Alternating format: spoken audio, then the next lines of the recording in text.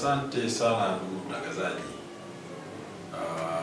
Ni kweli matokeo yameshatangazwa kwa nafasi zote za wagombea, na Chama cha Mapinduzi kwenye jimbo letu tumeshinda ubunge kwa 98%.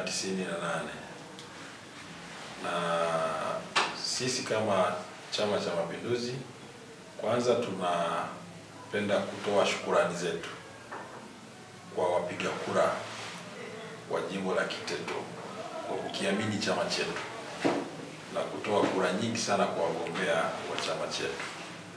98% sio ushindi mdogo, ushindi mkubwa sana.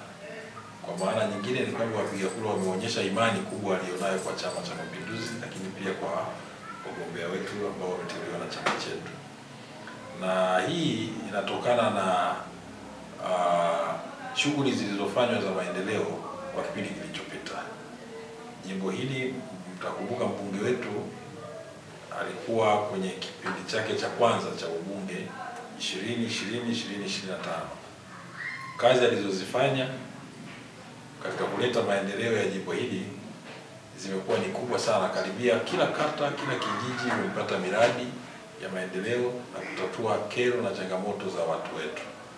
Kwa katika kipindi hiki cha pili, wapiga kura au wananchi, baada ya kuona kazi nzuri iliyofanywa, ndio maana wameamua sasa kutoa kura nyingi sana ili kazi iweze kuendelea katika kipindi cha pili cha mbunge wetu anayetokana na chama chetu, Chama cha Mapinduzi. Kwa hiyo tunawapongeza sana, tunawapongeza na tunawashukuru sana kwa imani hiyo ambayo wameonyesha kwa chama chetu. Na sisi kama chama ambacho kimekuwa na wagombea hawa ambao wamepata kura nyingi namna hiyo, tunaahidi kuendelea kusimamia serikali itakayoundwa ya Chama cha Mapinduzi, kuwasimamia wagombea wetu ambao wamechaguliwa kwa kura nyingi, ili waweze kuwatumikia wananchi katika miaka 5 ijayo na kuendelea kujenga imani zaidi kwa wananchi kwa miaka 5 ijayo.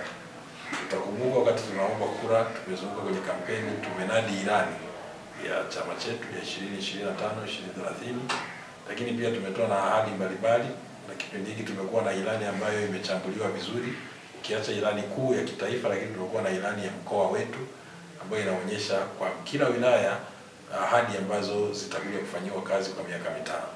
Kwa tumeeleza yale ambayo yalifanywa kwa miaka 5 iliyopita. Tumeonyesha ahadi zetu za miaka 5 ijayo katika changamoto za watu wetu. Kwa tunaahidi kama chama kuendelea kuisimamia serikali itakayoundwa ambayo imepewa ridhaa na wapiga kura, tena kwa 100% kubwa, ili waweze kutekeleza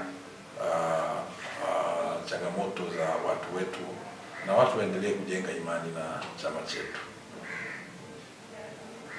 Asante sana.